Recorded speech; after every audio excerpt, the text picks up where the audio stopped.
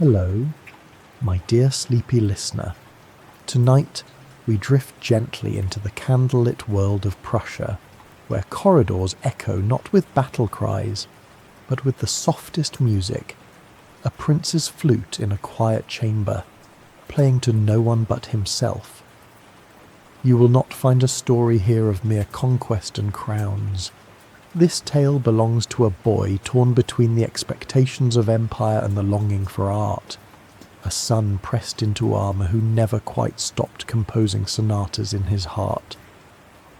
Before you drift away into peaceful slumber, please take a moment to like this video, leave a gentle comment about your favourite historical moment, and subscribe to keep these soothing tales coming your way. If you're joining us from a cosy nook in the world, do share your time zone. It's lovely to imagine how far this story travels before morning. Now, dim the lights, settle in, and let these gentle whispers of history lull you into sleep. You awaken in a narrow palace bedchamber as pale blue morning light seeps through the heavy drapery. The air is still. Your breath rises in little clouds. It's winter, or perhaps early spring, that strange Prussian season when the ground thaws slowly, reluctantly, like a man too long asleep. Somewhere nearby, a melody floats down the corridor, soft, measured. It's a flute, its silver tones threading the silence like smoke through frost. You step out into the hall, following the sound. The floors creak beneath your stockinged feet. Ornate mouldings frame the ceiling, disciplined, symmetrical, stately in that very Prussian way. Portraits line the walls, each subject staring sternly forward in powdered wigs and rust-coloured coats. At the end of the corridor, you find him, a young boy, not more than 13, maybe 14. He stands near the window, backlit by grey morning. His tunic is blue, his white cravat loose. His wig, the one he hates, has been discarded on a chair. Bear curls peek out as he tilts his head, eyes closed, fingers fluttering over the keys of a small wooden flute. He doesn't see you, and for now, he's not really here either. He's elsewhere. Somewhere warmer, freer, perhaps in Versailles, or Rome, or some imagined opera house where he isn't a prince, where no one shouts, where books aren't banned, where no one drills grenadiers in the freezing mud and calls it patriotism. The boy finishes his piece with a gentle diminuendo, the final note trailing off into a hush, and then silence. He opens his eyes and sighs. You see it all in that breath, the longing, the weight, the unspoken wish that music could be more than a refuge, that perhaps, just once, someone might say, play for us, instead of stand at attention. This is Frederick, son of King Friedrich Wilhelm Them, and he is not what his father hoped for. The king, the soldier king as people whisper when he's out of earshot, has no patience for flutes, or French, or poetry, or softness of any kind. He dreams only of grenadiers, marching in time, of boots, not books, of Prussia, pure, efficient, martial, Protestant, and proud. But Frederick writes in French. He reads Plato. He adores music, not the loud kind, but the delicate, and longs to visit Paris, to meet Voltaire, to study philosophy, to write. And yet, he is his father's son, and that complicates everything. You follow him through the day, mostly in silence. He attends lessons with court tutors, military history, Latin declensions, theology. He answers politely, always, his posture perfect, his voice clear, but his eyes elsewhere. Later, he eats dinner in the grand hall, long oak tables as no music, No laughter. His father eats with one hand and yells orders with the other. Discipline. God's order is discipline. Frederick nods. Swallows. Speaks only when asked. But you notice the way he holds his fork, a little too carefully. The way his eyes flit to the candelabra when the conversation turns to regimental drills. The way he seems to measure each moment, not in hours, but in endurance. When the meal ends, he slips away. You find him again, of course you do, in his private study, a book open, a candle lit, a flute nearby, and a journal. He writes. Poetry, perhaps, or a letter, or maybe a secret. Historians still question what exactly young Frederick dreamed of during these years. Some say he plotted escape. Others claim he merely waited, biding time like a chess player, learning his opponent before making the first move. One curious note: Frederick kept a lock of Voltaire's hair in a small envelope well into his adult life. No one knows when he acquired it. Perhaps it was sent. Perhaps it was stolen. But it remained in his possession until the end. Make of that what you will. As the candle gutters and the hour grows late, Frederick stretches, cracks his knuckles, picks up the flute once more. This time, he doesn't play for escape. He plays to remember. Tomorrow there will be drills, orders, corrections, and worse. But for now, the notes are his own. And you, dear listener, sit quietly beside him, breathing in the softest music a warrior will ever make. You rise again with the soft grey light of a Prussian morning, though this time the melody is absent. The flute is silent. It lies untouched atop a narrow table, beside a book left open, a volume of French poetry, its verses lined with neat, cautious underlining. Outside the window, frost creeps across the glass like veins of cracked marble. The palace is colder today, and so is its mood. Somewhere below, the sound of the marching begins, sharp, rhythmic, relentless. The boots of men too tall and too broad for comfort. The Potsdam Grenadiers. Your footsteps take you through the corridors again, though now the halls are no longer quiet. Shouted orders reverberate off every stone. The soldier king is already at work. You descend a staircase and arrive at the inner courtyard, where rows of impossibly tall soldiers stand rigid in uniforms of navy and white. Their powdered wigs are spotless, their rifles gleam, and pacing before them, barking drills with a guttural edge, is Friedrich Wilhelm Then, the king, the father, the builder of this peculiar machine called Prussia. You glance at Frederick, the prince, standing among a cluster of younger officers. His posture is perfect, his expression blank, but his fists are clenched ever so slightly, the knuckles pale. Again the king shouts, voice rasping. You call that a turn. The soldiers repeat the movement, as mechanical as clockwork, but there's no praise, only a muttered hum, and a glare so sharp it could slice stone. Friedrich Wilhelm the Firm is a king of simplicity. He wears plain uniforms, hates ceremony, loves order, lives for order.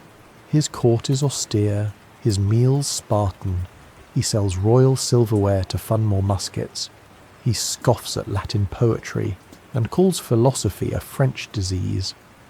And he believes, fiercely, fervently, that his son must be moulded not as a thinker, but as a soldier. That is what Prussia needs. He says, not musicians, not dreamers, but iron. And so Frederick is sent to military lectures, to riding lessons, to days of watching endless parades and evenings of reading strategy manuals until his eyes ache. He complies, he nods, he obeys. But at night, you hear the creak of his door and see a sliver of light. and within, the return of forbidden things, books, flutes, even a worn French dictionary tucked inside a hollowed Bible.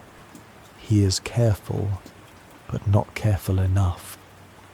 One morning, the king bursts into his room unannounced, and what he finds, a flute on the windowsill, a French manuscript under Frederick's pillow, is nothing short of betrayal. "You are no son of mine," the king bellows. Frederick says nothing, but he doesn't bow either, and that is new. The next day, everything changes. His books are taken, his instruments locked away, his tutors dismissed, and in their place a stern military colonel assigned as a full-time minder. Your world shrinks with his, and still, Frederick plays music in his head. He taps melodies on the edge of his desk. He writes letters in code. He dreams not of conquest, but of a quiet house in Bayreuth, of evenings spent debating Voltaire in candlelit salons, of a life lived in thought, not orders. He tells this to one person only, Hans Hermann von Katte, his friend. Perhaps more. Katte is everything the court is not witty, soft-spoken, quick with a quote, and always ready with a jest that masks a deeper loyalty. He brings Frederick books, ideas, hope. He listens. Together, they plan, softly, secretly, to leave. It isn't treason, Frederick insists. It's survival. "I am no good to Prussia as a corpse," he writes once, "nor as a man who cannot breathe." They arrange a route. Frederick will flee to England. Katte will join him later. A night is chosen, the horse is prepared, but someone speaks. A letter intercepted, a whisper overheard, and then everything falls. You awaken in a stone room, no windows, no books, no Katte, only Frederick, now in chains, wrists raw, eyes dull. He doesn't weep, not anymore. The king visits once, no words are exchanged, and when he leaves, the silence remains. Frederick is moved to Küstrin, a fortress far from court. No comforts, no conversation, only time, and it is here, in this bleak, echoing solitude, that something shifts, not breaks, just bends. He studies, he memorizes texts on law, agriculture, economics. He reads military dispatches with a new, steady interest. It is unclear whether this change is genuine or simply a mask adopted for survival. Historians still question this turning point. Was it submission or strategy? Did he yield or begin his long game? One fact remains after months of confinement. Frederick is summoned back to court. He walks more slowly now, speaks more softly, plays no music, and when he greets his father, he bows, low, but his eyes do not lower. The seasons shift once more over the slate-grey rooftops of Berlin. Snow recedes reluctantly, leaving behind brittle grass and puddled stone paths in the palace courtyards. You follow Frederick now not as a boy, but as a figure slightly taller, more composed, his shoulders trained into posture by months of isolation and regimented hours. His curls are neatly powdered, his boots shine, and his voice, when used, is calm, considered, deliberate. But beneath the varnish of discipline, something far older than rebellion still pulses in him, something that refuses to fade. You accompany him through court functions that blur together in a haze of etiquette and military precision. Ministers speak in clipped tones, nobles bow and smile with their eyes elsewhere, and the old king watches it all like a sentry daring someone to blink out of rhythm. Frederick listens to reports on grain prices, artillery inventories, and troop readiness with a respectful nod. He asks questions, but never too many. He offers opinions, but only when pressed. He is learning, and yet, when night falls and the hallways go quiet, the real Frederick returns, in fragments, in his private chambers, behind a locked door. He resumes a different life.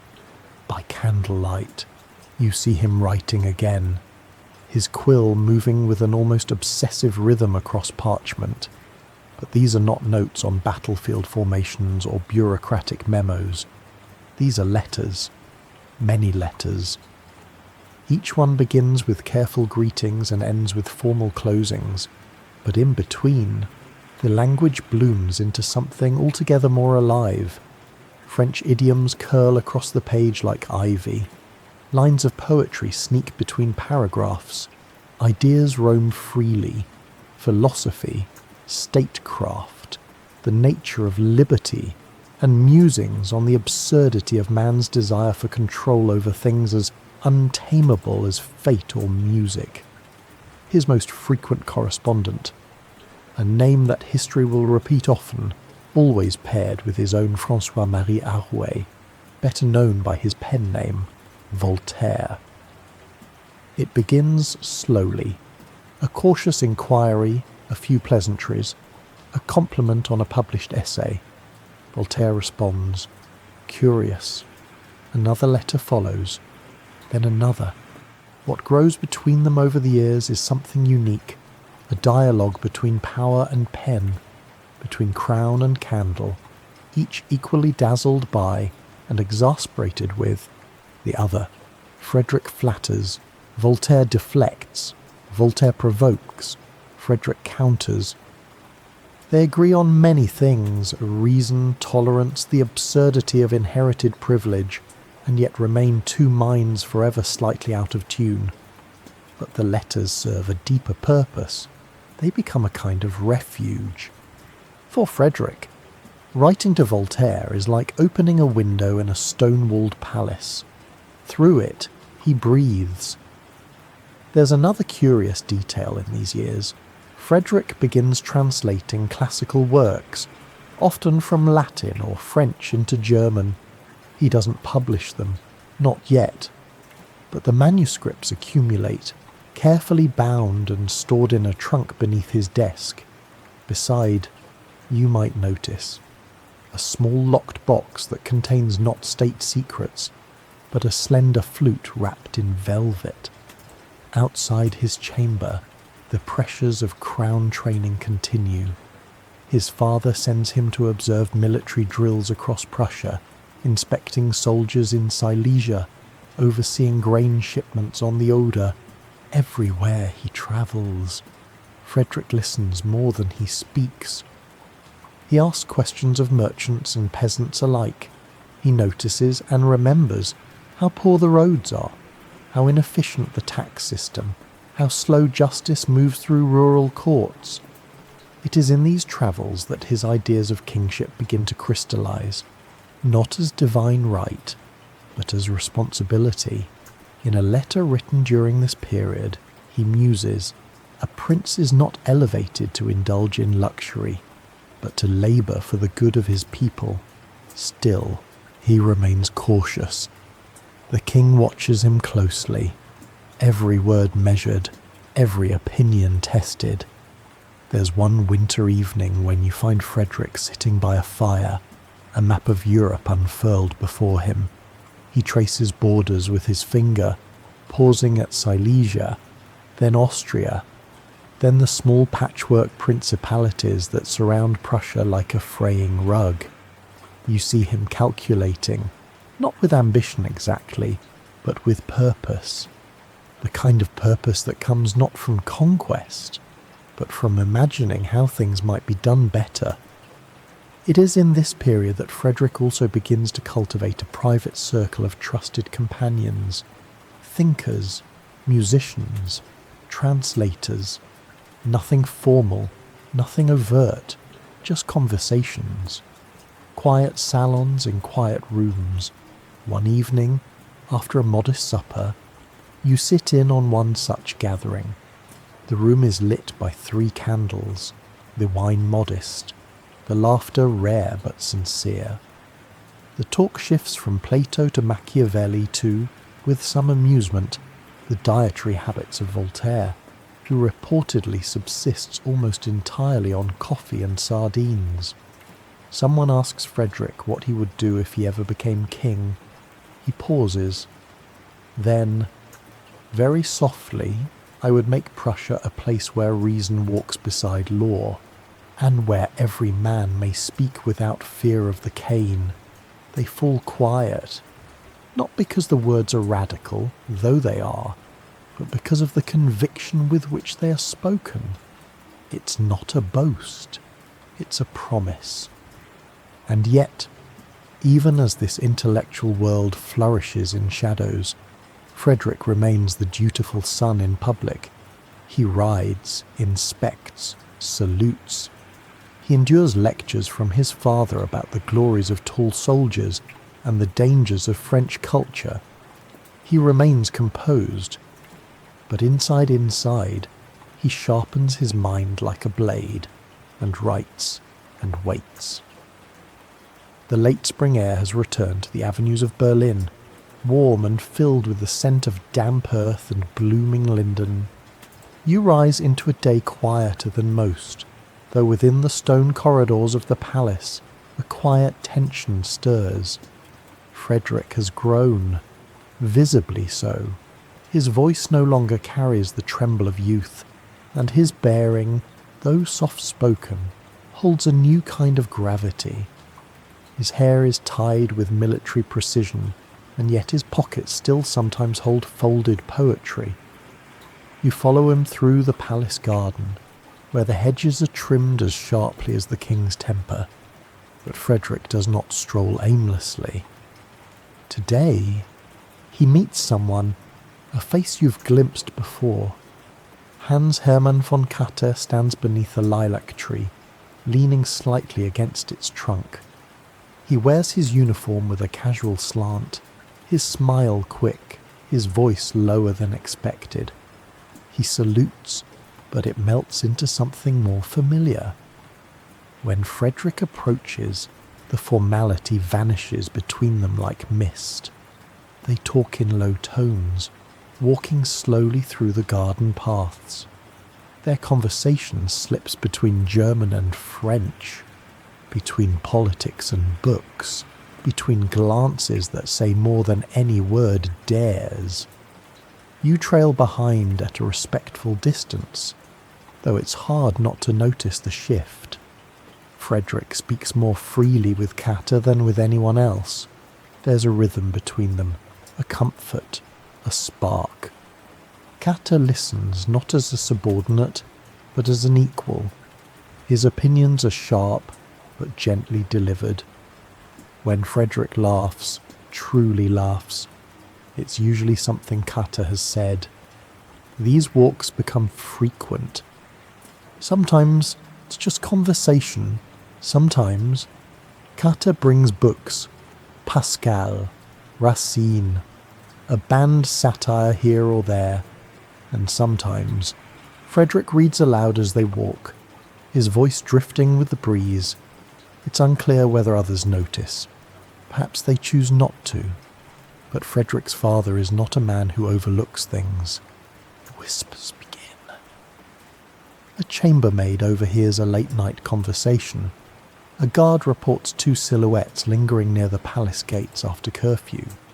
The king's suspicions are stoked not only by what's seen, but by what he imagines, and worse, by what he cannot control. And Frederick, he is restless. The walls are closing in. His letters grow more urgent, his talks with Katte more daring.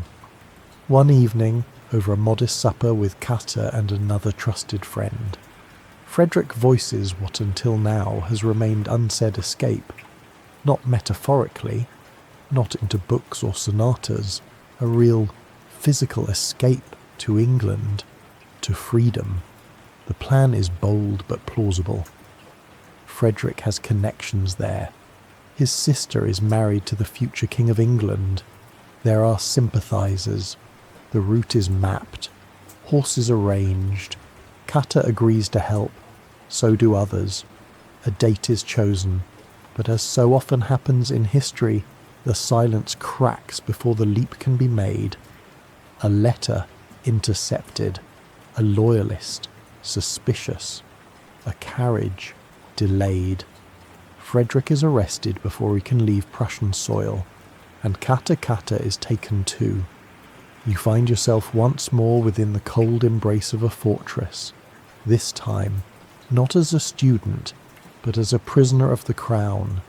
Frederick is brought before a tribunal, accused of desertion, of cowardice, of treason. His father does not intervene, not to defend him. Quite the opposite. The king insists on the harshest punishment. At first, Frederick is sentenced to death. For a prince to be executed, publicly, formally, is almost unheard of. But then, after days of negotiation and pressure from foreign courts, this sentence is commuted. He will live. But Katte, no such mercy is granted. Frederick is led into a courtyard, still in chains. Guards surround him, stern and silent. A scaffold has been erected. Katte stands there, pale but composed. He sees Frederick. Frederick sees him. Their eyes lock. There is no time to speak. The oment shatters with the fall of the blade. Frederick screams once, then collapses. He's carried back to his cell. No visitors, no books, no light. For days, he speaks to no one.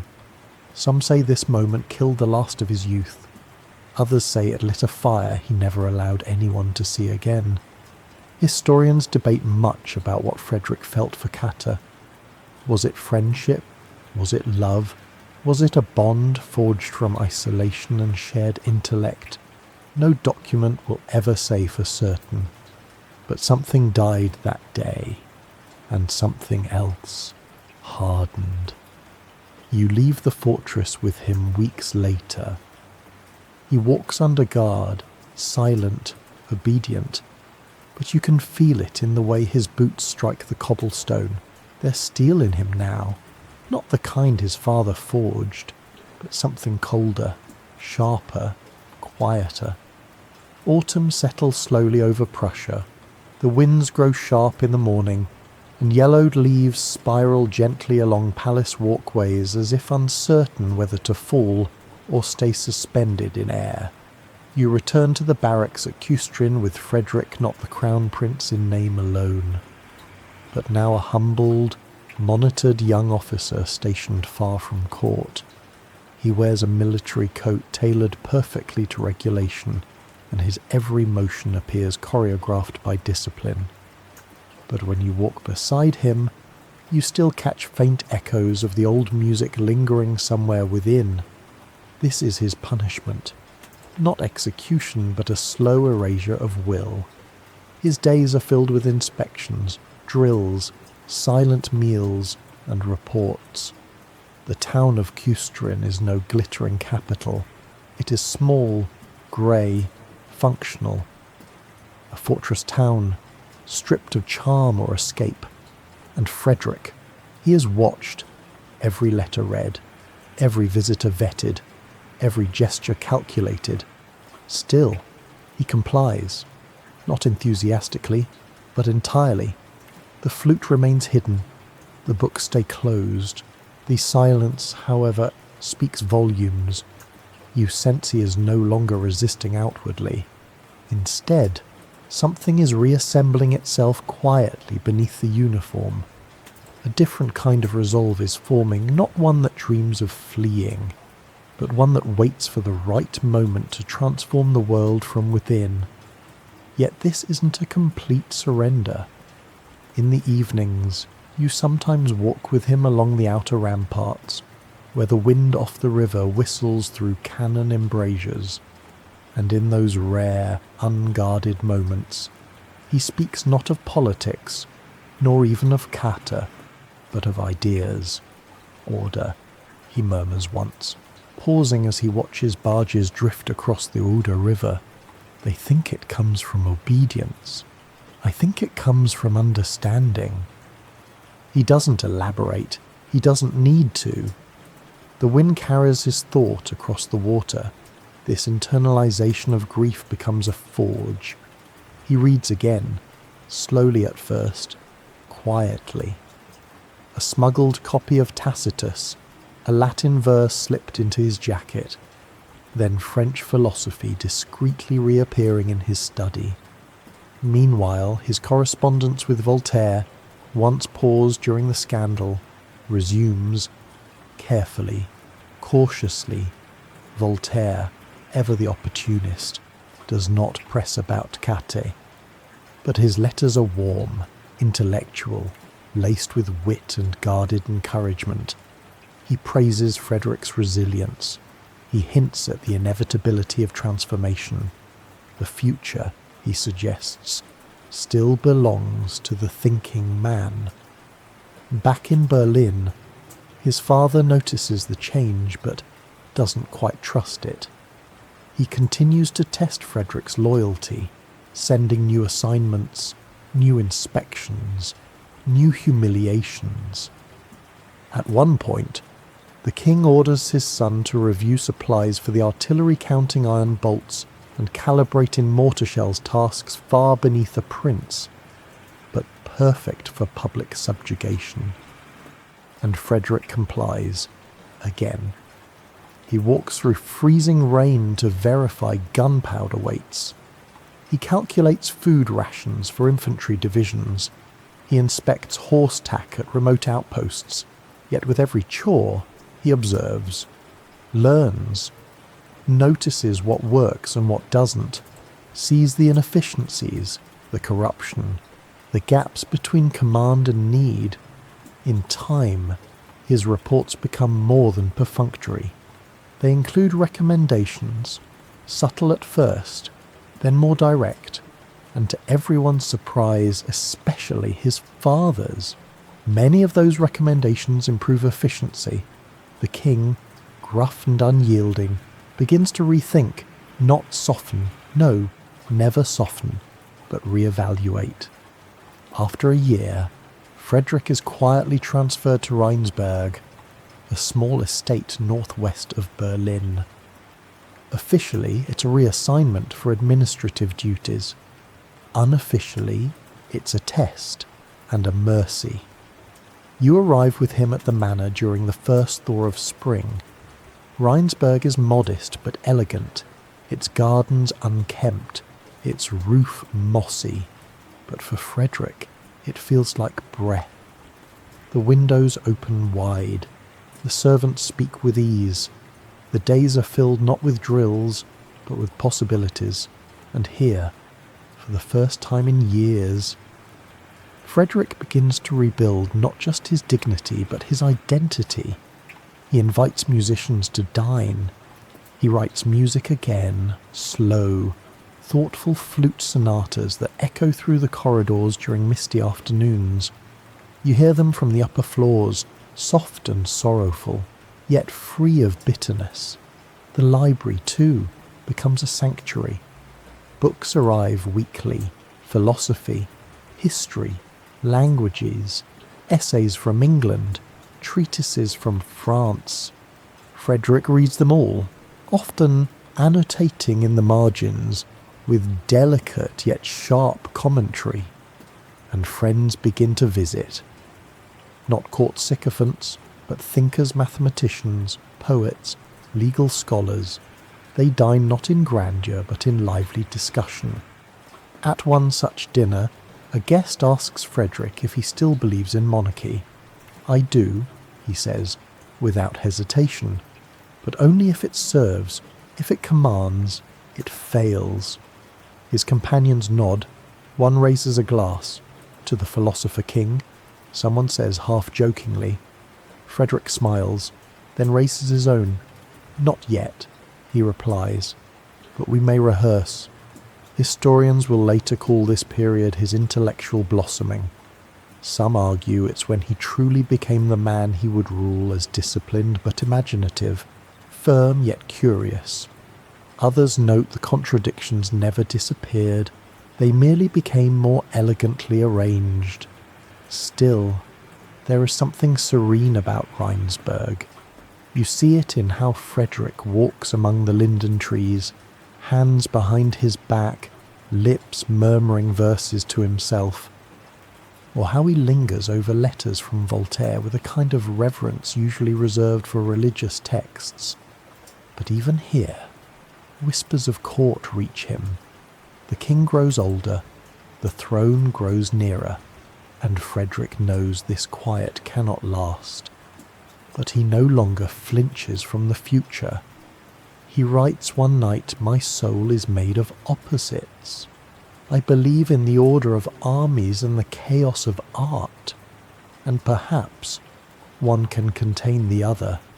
You wonder, as you watch him writing by candlelight, whether he means to contain them both in himself, and if so, how long such a tension can last. The evening sun casts long shadows over Rheinsberg's tranquil lawns, and the golden hour clings to the statues in the garden like a painter unwilling to let go of the light. You walk with Frederick again, now older, composed, and more balanced than the shattered boy who once stood in chains. His steps are slow but sure. His mind, however, races ahead. In every conversation, you sense a quiet urgency beneath his polished manners. Word has reached him that the king, his father, is ill. It is not yet a death knell, but it tolls somewhere faint and persistent in the distance. You see it in Frederick's preparation. He doesn't pace, nor panic. He writes long letters to ambassadors, notes of thanks to generals, essays on governance written in clear, structured prose, and then a series of private reflections never meant for publication where he muses on law, on reason, and on power. A king, he writes in one, must be the first servant of the state. The phrase will become famous, often quoted, sometimes misinterpreted, but here, in this early form, it feels less like a declaration and more like a promise to himself. What surprises you most is not that Frederick prepares. It's how earnestly he hopes to be ready, not for glory, but for responsibility. At Rheinsberg, he studies more than just philosophy. He immerses himself in statecraft. He reads Prussian legal codes, compares tax systems, examines grain price trends. He even begins studying military maps again, not for vanity, but for patterns. You watch as he lays one over another, tracing river crossings with his finger, noting supply lines, elevation shifts, forest density. He's no longer running from war. He's trying to understand it. Yet still, his evenings remain artistic. A quartet plays in the drawing room most nights. The same flute that once gathered dust in Küstrin now sings again, gently and with maturity. And in his music, you can still hear a softness untouched by politics. He does not compose to impress, but to remember to preserve a part of himself untouched by regiments and reports. One night, he plays a sonata so mournful that the violinist sets down his bow with misty eyes. No one speaks. The final note hangs in the room like the echo of a memory too fragile to name. Not long after, the message arrives. The king is dying. Frederick departs Rheinsberg without ceremony. You ride with him, neither fast nor slow, but with the steady pace of inevitability. He says little. He reads Plato between towns. His attendants whisper about logistics and inheritance. But Frederick simply watches the landscape pass. The countryside is familiar, but changed. The trees have grown. The roads have improved. He notes this with mild satisfaction. In Berlin, the mood is hushed. The palace is dim, the windows shrouded. You follow him into the king's chambers, a cold room lit by a single lamp. His father lies there, diminished not by illness alone, but by time, regret, and the weight of a reign defined by force. The king regards Frederick with narrowed eyes. Their final conversation is brief. No apologies, no poetry. Only this: you will rule. Don't waste it. The old man turns away, and within hours, Prussia has a new king. Frederick does not weep, nor does he celebrate. He walks out into the courtyard and breathes deeply. Then, after a long silence, he turns to his aides and says, "Let us begin." And from that moment forward, Prussia begins to change, not in a single thunderclap, but in the quiet momentum of reforms, correspondence, and carefully plotted action. Frederick moves his court back to Rheinsberg briefly, unorthodox for a monarch, but symbolic. It signals that intellect and elegance will be as welcome as order and might. Diplomats are puzzled, artists are intrigued, and soon the first decree is issued. Censorship is loosened, not abandoned, but relaxed enough to allow criticism, satire, debate. Then another judicial corruption is reviewed, and bribes are outlawed under strict penalty. A third, new agricultural incentives are offered to peasants, with reduced taxes for land improvement. The nobility balks, but the people notice. Yet perhaps the most surprising early reform is not legislative, it's architectural. Frederick commissions the construction of Sanssouci, a palace, yes, but not for ceremony or pageantry, for retreat, for thought, for beauty. The name means without worry, a private paradise, a garden of balance. Some ministers grumble. What king builds a summer house before a campaign? But Frederick smiles and replies, a king must rest where thought can flower. You visit Sanssouci with him before its completion. The terraces are being levelled. Marble statues arrive in wagons. A fountain sputters into life. From the hilltop, he surveys the land and sketches changes in a worn notebook. This, he says softly, will be where ideas breathe. And you understand then this reign will not be like others. It will dance between regiments and reason, between gunpowder and harpsichords, between duty and longing, and Frederick. He will carry the weight of both. The seasons begin their slow turning over the hills of Potsdam, and with each passing month, you witness the measured blossoming of a new reign. Frederick now sits upon the Prussian throne not as his father's mirror, but as his own distinct figure, disciplined, yes, but more like a philosopher dressed in armour than a general clad in judgment. You stroll beside him beneath the newly planted lime trees of Sanssouci.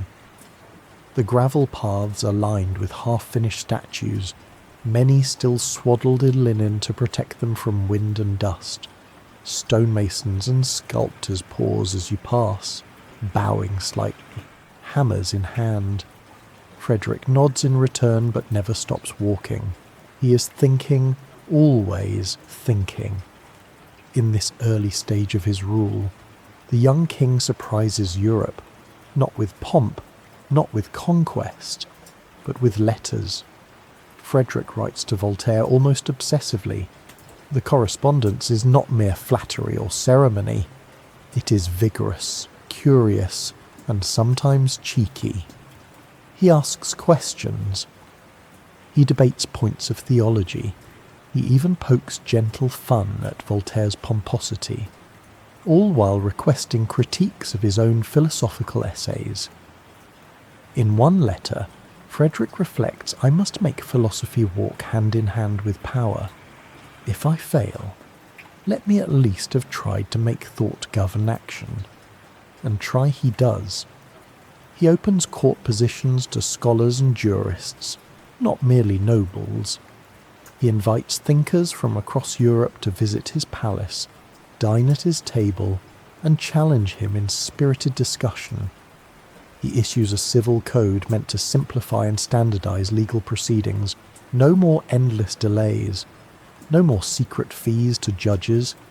Not yet a revolution, but a correction. Even in warfare, yes, for all his brilliance, Frederick never truly forsakes the sword. His reforms are curious. He redesigns army drills not merely to train obedience, but to optimize logic. Officers must learn mathematics. Maneuvers must be efficient, not just impressive. One morning you watch a training session near Brandenburg. Soldiers form squares, break, reform, and shift again. Frederick watches from horseback, silent, then murmurs, "It is not enough to fight bravely. One must fight elegantly." Yet the court does not always understand him. Many nobles still prefer the stiffness of formality. They resent his habit of dining without ceremony, his refusal to surround himself with sycophants. One baron famously complains that His Majesty's court resembles more a salon of ink-stained scribblers than a palace of kings. Frederick, upon hearing this, merely chuckles. "I would rather dine with thinkers than flatterers," he says, "even if the thinkers spill wine on the table. Still, it is not all wit and ease. The weight of kingship bears heavy. Frederick does not sleep well. You notice it. The early morning walks, the sudden silences, the restless shifting of papers at midnight. He reads constantly, perhaps to drown out the parts of himself he cannot silence, and behind closed doors he speaks only rarely of Katte, but just once you find him standing by the edge of the pond behind Sanssouci. The water is still, the lilies closed for the night, and in the quiet, he whispers, he would not recognize me now, or perhaps he would. You say nothing, because there is nothing to say. A monarch reigns, yes, but some griefs never abdicate. In this quiet period, Frederick also begins writing verse again, not for public eyes, not for posterity, but for release. The poems are spare, clean, often elegiac. One ends with the line in Ruling, "I lost the right to weep," and yet you feel beneath the steady order, beneath the rational designs and courtly precision, there remains a man who still mourns beauty even as he builds structure. Still, Prussia flourishes, grain prices stabilize, education improves, slowly but intentionally. Canals are dug, roads are paved, a postal system is expanded, and amidst all this, Frederick establishes the Berlin Academy of Sciences anew, reinvigorated, proudly independent, welcoming scholars from every discipline. Notably, he insists that the academy operate outside the church's authority. "Let thought roam freely," he writes, "for shackled thought cannot build." There is one curious detail that foreign visitors note again and again. Frederick never wears a crown. He detests it, prefers his military jacket, worn from use, buttons always polished but never replaced. A French ambassador once remarks that Frederick looks more like a field marshal than a monarch, to which Frederick replies, with a wry smile, "Perhaps that is what a monarch should be." And so his image spreads across Europe, not just as a king, but as a riddle. The poet who commands battalions, the philosopher who drills troops at dawn, the sovereign who dines with scientists and keeps court without dancing. Voltaire, ever his equal in contradiction, calls him the only enlightened despot who might yet enlighten despotism. Of course, not everyone is charmed. Austria watches warily. France listens too closely. Russia frowns. Because for all his civility, Frederick is not passive. He is gathering, studying, preparing, and in the candlelit corridors of Sanssouci, you begin to sense it, like a soft wind before a distant storm. The man who once tried to flee duty is now becoming its master, but not without tension, because ruling is not peace, and genius never truly rests. You awaken again in the early light of spring, the air tinged with lavender and iron. The gardens of Sanssouci bloom in precise order, much like the state that now bends gently, and sometimes uneasily, to the will of its sovereign. But today, your walk is interrupted not by music or debate, but by messengers. 3 riders, mud-streaked and breathless. Austria has moved. Frederick receives the news not in panic, but in stillness. The Austrian Habsburgs, long wary of Prussia's ambition, have taken advantage of recent chaos in the Holy Roman Empire. Maria Theresa, new to the throne and underestimated by many, has a claim to defend. Silesia, the rich and populous province on Prussia's southern flank, lies vulnerable. The question is not whether Frederick wants it. He does. The question is whether he will move before anyone expects him to. He decides within hours. You stand by as he drafts orders, signs letters to Berlin, and instructs his generals with startling clarity. This is no philosophical essay. This is strategy, crisp, cold, and mathematical. Frederick has studied Silesia's geography for years, mapped its rivers and fortresses in his mind, and now he seizes the opportunity. And so begins the First Silesian War. The quiet gardens give way to marching boots. Cannons roll past the palace gates. The court, always an odd fit for a man like Frederick, becomes nearly irrelevant. He rides at the head of his army, not as figurehead, but as commander. He sleeps in tents, dines on hard bread, writes notes to his generals in Latin to ensure secrecy. And he wins. Silesia falls, but victory does not come easily. At the Battle of Mollwitz, Frederick famously panics in the early hours and flees the battlefield, leaving command to his generals.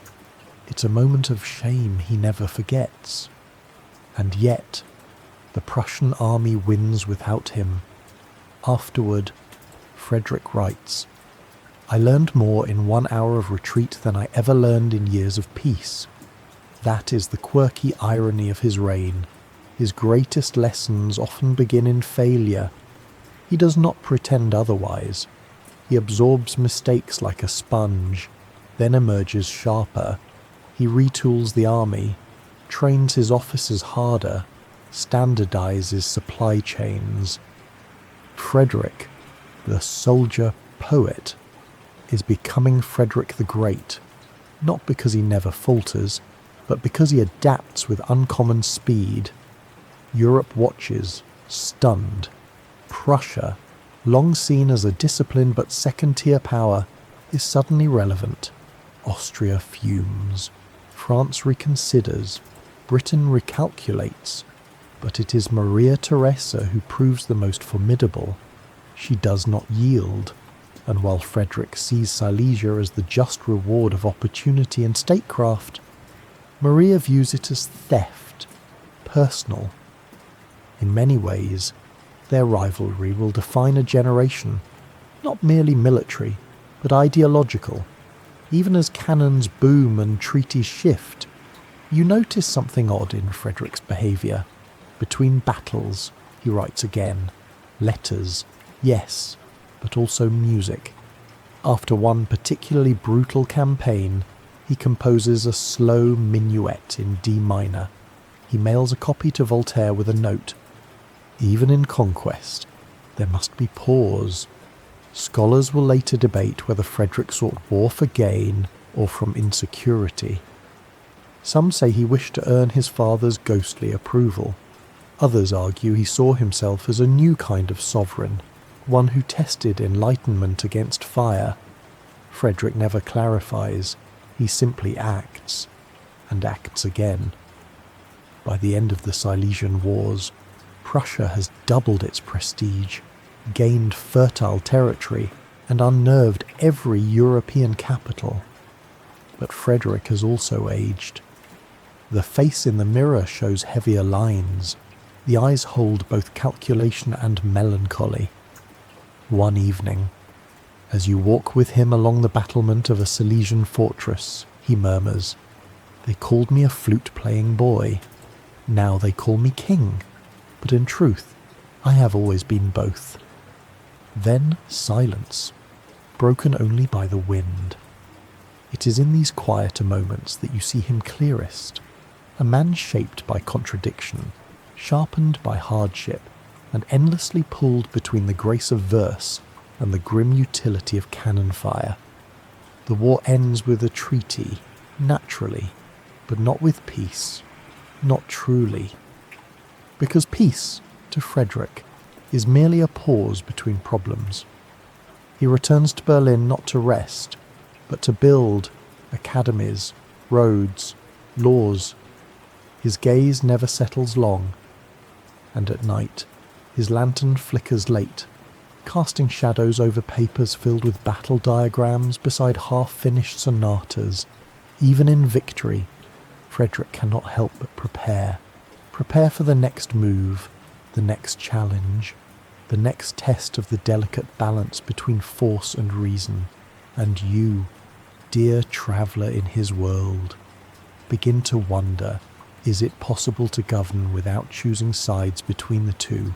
Or must even the wisest king always walk the blade's edge? The war drums fade, but their echo remains. You ride alongside Frederick as he surveys the fields of Silesia, now officially Prussian, at least on paper. The grass is beginning to regrow where boots once trampled, and peasants cautiously return to their cottages. But you sense it in Frederick's posture. The piece is thin, like parchment held over fire, and indeed, the ink is barely dry when rumours begin to rustle through court and camp. Austria is not finished.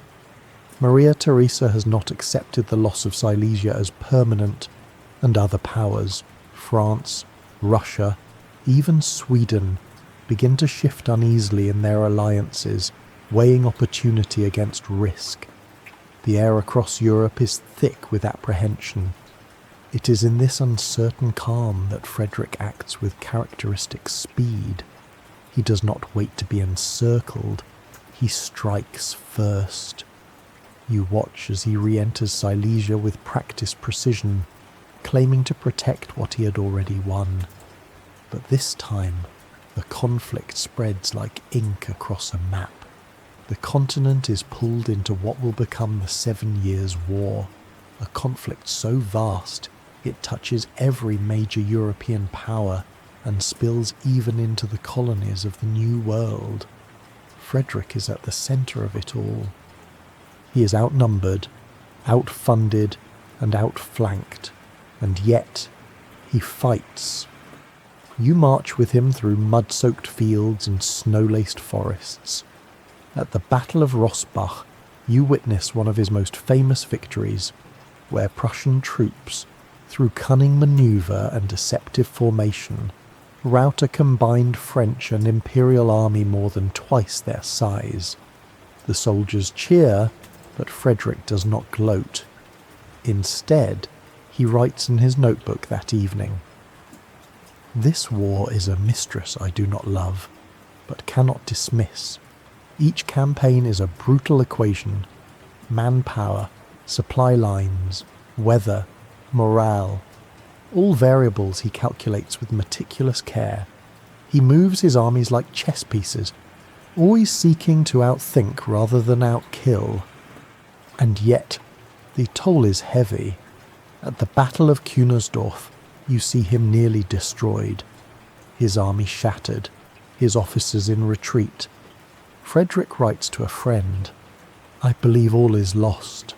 I shall not survive the ruin of my country. Farewell forever." But he does survive. Because somehow, his enemies fail to press their advantage.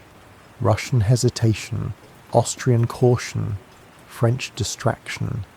Each time, a sliver of fortune spares him. Historians will later debate whether this was brilliance, luck, or divine irony.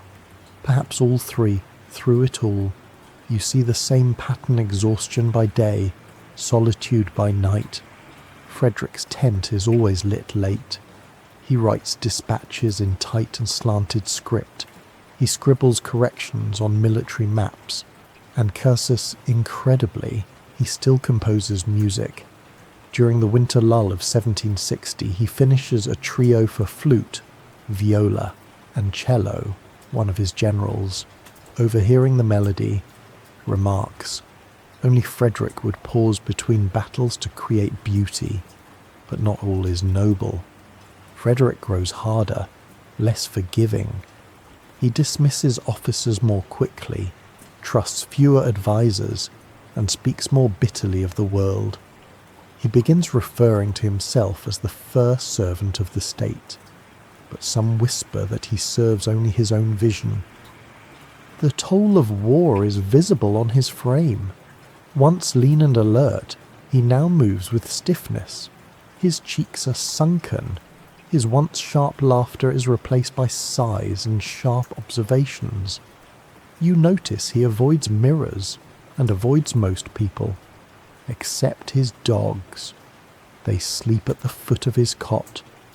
He speaks to them more gently than he does to many humans. One evening, as the wind howls through the trees of a makeshift encampment, you hear him murmur to a greyhound, "You, at least, have never lied to me." Even so, he endures. When Berlin is nearly captured, he rushes back and repels the attackers with what little force he can muster. When Britain withdraws support, he finds domestic ways to stretch coin and cannon. When Russia suddenly switches sides, after the death of Empress Elizabeth and the rise of Peter III, Frederick gains a shocking reprieve. The new Tsar idolizes him and promptly halts hostilities. It is a turn so dramatic. Some call it the miracle of the House of Brandenburg. By 1763 the war ends. There is no triumphal parade, no soaring anthem, only a treaty. Silesia remains his, but Prussia is bled dry. The countryside is scarred, the treasury is nearly empty, and Frederick, though victorious, seems far older than his years. You walk beside him as he returns to Sanssouci. The garden is overgrown, the statues weathered. He says nothing, but that night he takes out his flute and plays, not for an audience, but for himself. The notes are slow, hesitant, beautiful, somewhere between mourning and relief. A quiet sigh of a man who has seen too much and yet, somehow, kept going, and so the war ends. But the battle within him, between ruler and man, philosopher and warrior, solitude and service, continues, as endless as the shifting winds over Brandenburg. You wake again beneath a sky brushed in quiet blue, the trees of Sanssouci now leafed with a deeper green. The war is over, and the cannons are silent, at least for now. But Frederick is not a man to sit still, not even in peace. His days are full, not with court balls or grand feasts, but with paper, plans, and silence. You follow him through corridors that smell of ink and old paper, where state clerks move like shadows.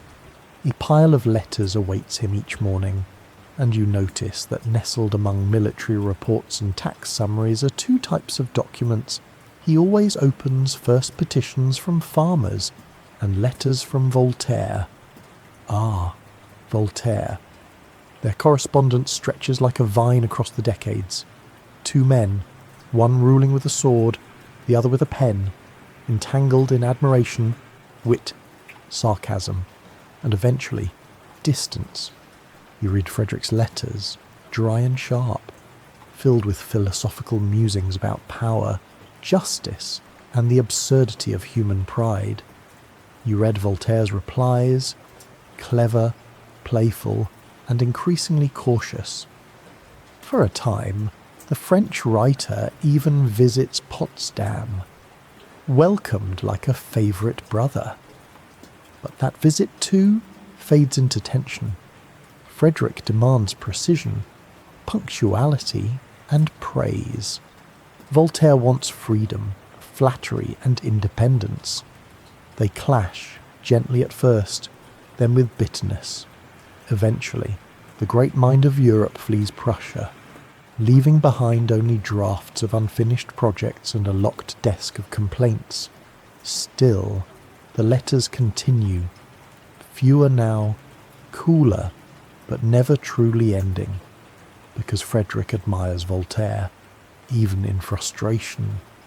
Perhaps because Voltaire says what Frederick cannot, that kings are flawed, that ideas matter more than flags, that truth does not always wear a crown. Outside the palace walls, you find the real monument to Frederick's peace, his projects. He builds, not just in stone, but in systems. He reforms the legal code, emphasizing equality before the law, or at least his vision of it. He limits torture, streamlines the bureaucracy, and insists that judges be trained, not merely noble. He tolerates religion, not out of piety, but logic. Let every man go to heaven in his own fashion, he says with a shrug. He strengthens trade, standardizes weights and measures, and promotes education. He encourages Jews and Huguenots to settle in Prussia, offering them protections and incentives, not out of sentiment, but statecraft. And in the evenings he walks his garden, Sanssouci, without care. You stroll with him past neatly trimmed hedges, along gravel paths that crunch softly underfoot. He hums, not military marches, but snatches of flute sonatas. A gardener bows. Frederick nods without speaking. Here, he's not the king, not the general. He's only a man who once loved poetry and still does.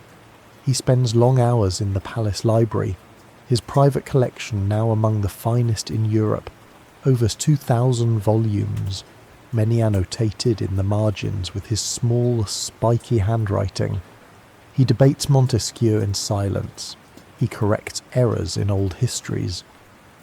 He writes his own treatises, some on governance, others on potatoes. Yes, potatoes. Frederick becomes an unlikely champion of the humble tuber. You accompany him to villages where he encourages, and sometimes forces, peasants to plant them. Not because he's eccentric, though perhaps he is, but because he believes potatoes can save Prussia from famine. To inspire the people, he stages a small act of royal theatre. He orders potato fields to be guarded, not too well, by royal soldiers, encouraging peasants to steal the forbidden crop. And they do. And soon, potatoes grow everywhere. It's clever, almost mischievous, and it works. Some scholars dismiss it as propaganda. Others see it as a sign of his quiet genius. But either way, you see the smile he hides when a child presents him with a freshly dug spud, proudly declaring it a king's crop. Not all is peace. There are rebellions, dissent, unrest in Poland. The grind of state never ends. But Frederick is steadier now. more measured, less theatrical than the young prince of old, but far more certain of his tools. One evening, as you pass by his study, you see a candle still flickering. Inside, he's bent over a manuscript. It's not military, it's a philosophical essay. He pauses, pets one of his dogs, now old and greying, and sighs. "Power is a burden," he writes, "but silence is worse." He never marries. He never produces an heir. His friendships grow fewer, his walks slower, but his mind still razor sharp, still searching, and as the 1770s stretch into view, you notice something else, a quiet concern in his eyes. Russia grows stronger. Austria manoeuvres in shadows. The balance of Europe teeters once more. But tonight, Frederick sets down his pen. He reaches for his flute. The notes rise gently through the darkened halls of Sanssouci, a melody of memory and forewarning.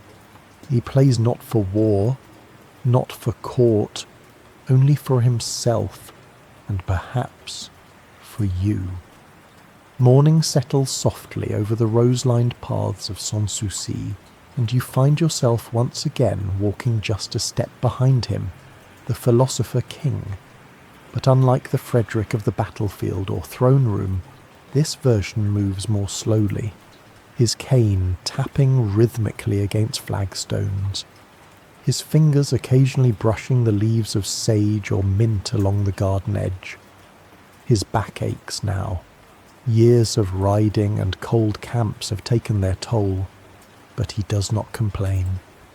His court knows better than to ask after his health, and his physicians are treated with wry distrust. All medicine is guesswork. You hear him mutter once, and I have no patience for guessing. And yet he works, still, always, endlessly. His reforms have matured. The legal code is leaner. Prussia's bureaucracy, once bloated and inconsistent, now resembles a carefully wound clock. You peek into council meetings, where ministers no longer dare offer vague answers or ornamental speeches, not under Frederick's scrutiny. He interrupts softly, with precision, his questions more cutting than rebuke. Still, even the finest gears need oiling.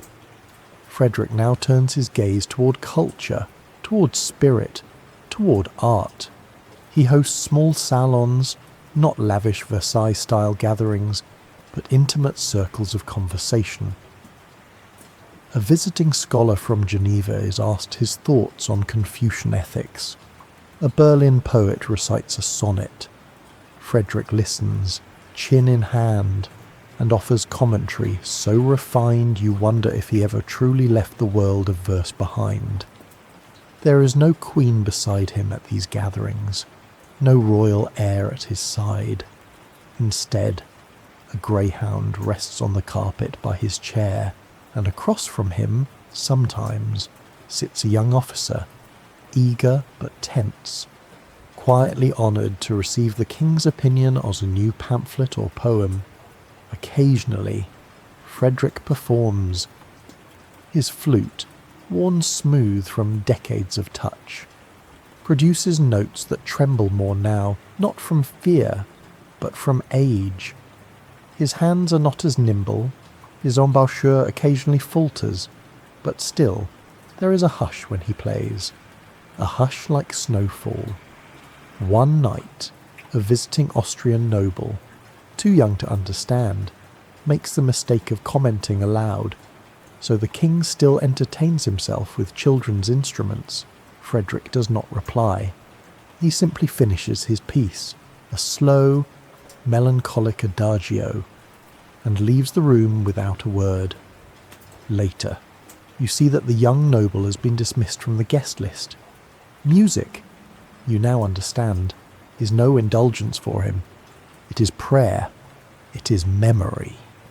It is the last bridge to the version of himself that once believed in love and friendship without consequence. That autumn, You accompany him to an unusual event, the opening of a new school. It's a modest structure built in a rural village, but Frederick's presence elevates it. The children line up in tidy rows, and he greets them not with speeches, but with questions. What is justice, he asks a startled boy. Why do we write down laws, he challenges a girl holding her primer upside down. He doesn't laugh, he listens, and then he nods. This, he says softly, more to himself than the crowd. This is how a kingdom survives. Back at Sanssouci, the gardens bloom later each year. The statues weather just like him, but he walks among them like old friends. He speaks to one carved likeness of Marcus Aurelius more than once. You were wiser than I, he murmurs once, but perhaps not lonelier. You begin to notice how quiet the palace is now. Gone are the clatter of boots, the laughter of foreign guests, the sharp barks of military messengers. In their place the rustle of leaves, the creak of bookshelves, the occasional barking of an aging hound dreaming by the fire. Frederick still corresponds with Voltaire, though the letters are shorter now, more philosophical, more final. He reads them aloud sometimes to no one in particular. And one evening, as he finishes a particularly witty jab from Voltaire, he chuckles, not loudly, but with the ghost of real amusement. Old fox, he says fondly, and leaves the letter unburned. By now, ministers run most day-to-day affairs, but they still seek his approval and always receive it, written in his precise hand, often accompanied by marginal notes that correct grammar and tighten logic. You realize, slowly, that his reign is no longer about conquest or reform. It is about holding the line, preserving the fragile order he has spent decades crafting. There is one moment, though, that surprises everyone. Frederick supports the first partition of Poland in 1762. The move is calculated, of course, geopolitically sound, economically advantageous, but morally even some in his own court frown. And for the first time, you sense hesitation in Frederick's eyes.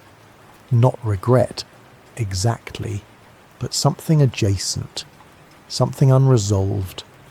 He writes more defensively now, more justifications, more treatises on necessity.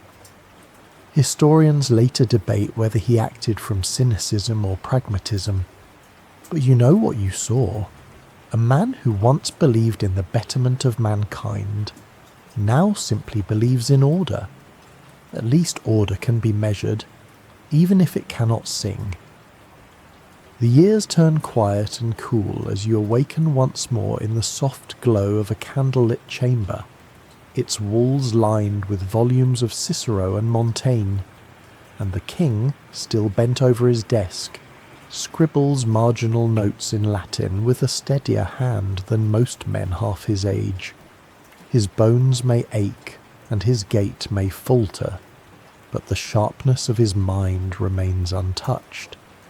Frederick is now well into his 60s, and with the passage of time, the noise of power has mellowed into the rustle of pages and the scratching of quills. He no longer chases glory on the battlefield, nor does he spend long hours inspecting the troops in the cold Brandenburg fields. Instead, he rules from within, from parchment, principle, and memory. And yet, the wheels of government do not slow. You walk with him through the narrow corridors of Charlottenburg and Potsdam, where messengers still arrive at dawn, bearing reports of harvests, border disputes, and whispered treaties in Vienna and St. Petersburg. He scans each with his customary discipline, ever vigilant. Even if the energy that once drove him to ride at the head of regiments now finds expression in brisk critiques and efficient directives, Frederick's correspondence has become a monument in itself.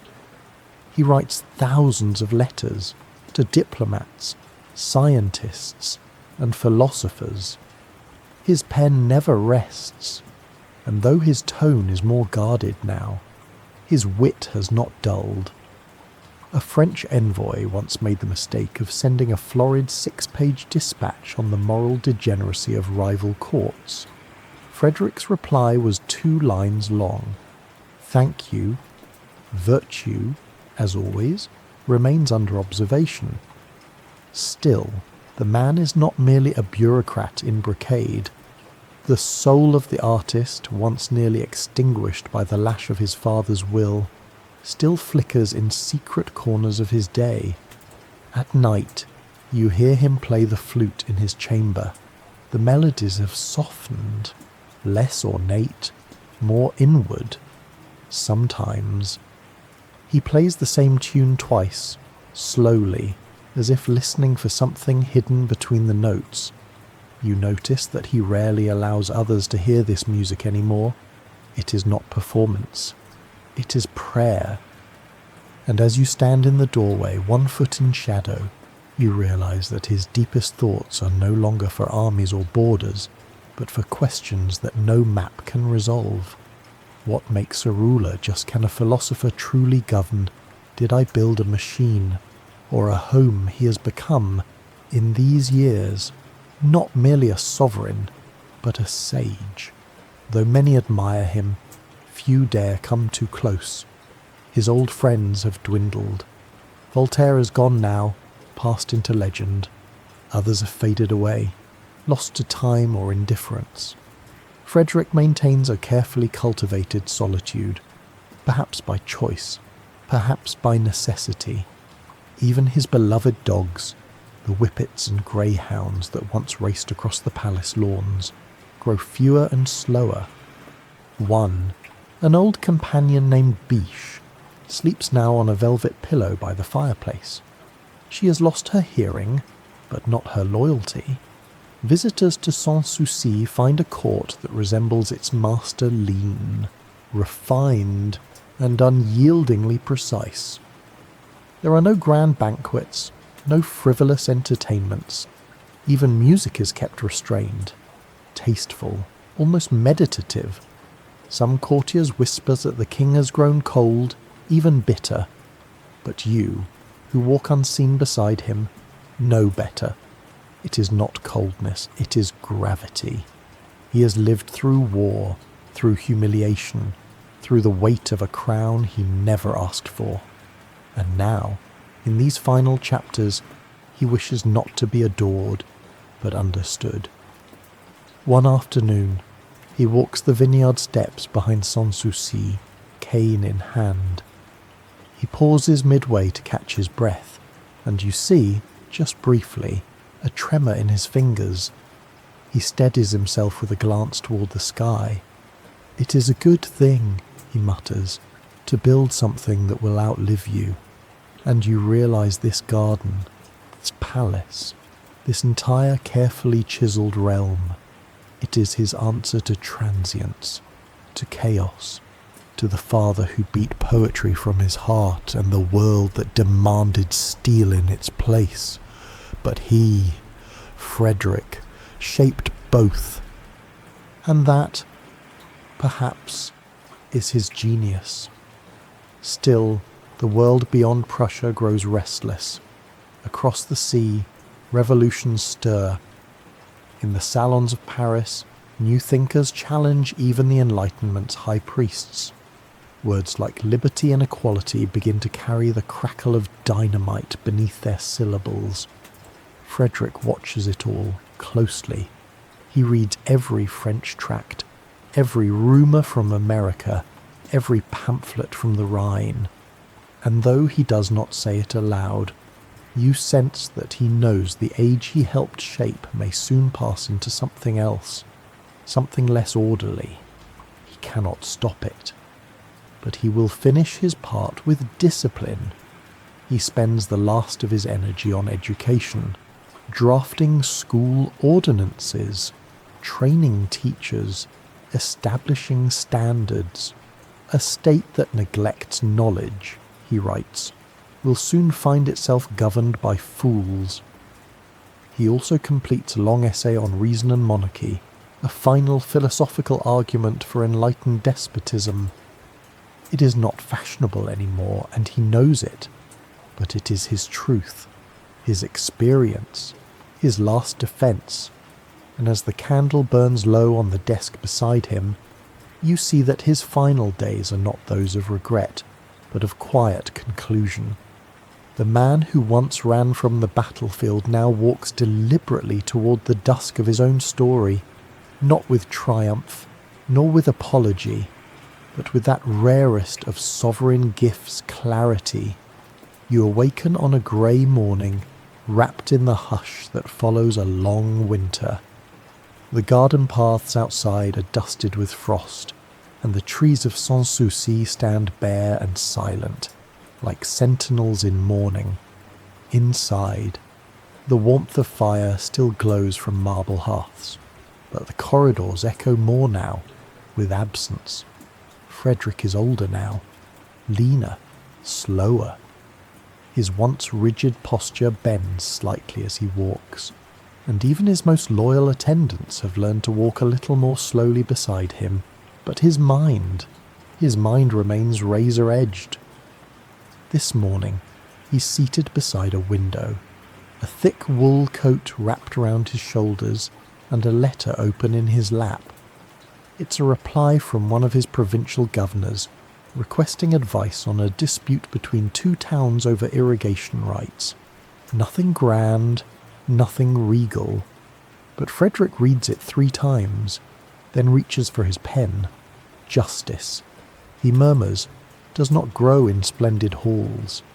It grows in ditches and fields. He writes for over an hour, crafting a 3-page letter that weaves law, compassion, and geometry into a single response. When he finishes, he seals it himself and passes it to a servant with a simple nod. There is no ceremony in these years, only habit, only purpose. You spend much of your time with him now in the early hours before sunrise, when the palace is at its quietest.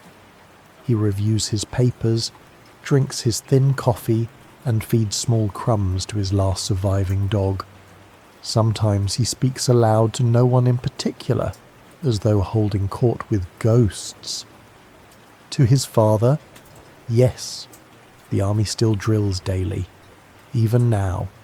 To Voltaire, you would hate what Rousseau has inspired. You were never that naive. To his sister Wilhelmine, long dead, I still walk the alleys we planted. You know, I remember the summer when you named the lilies.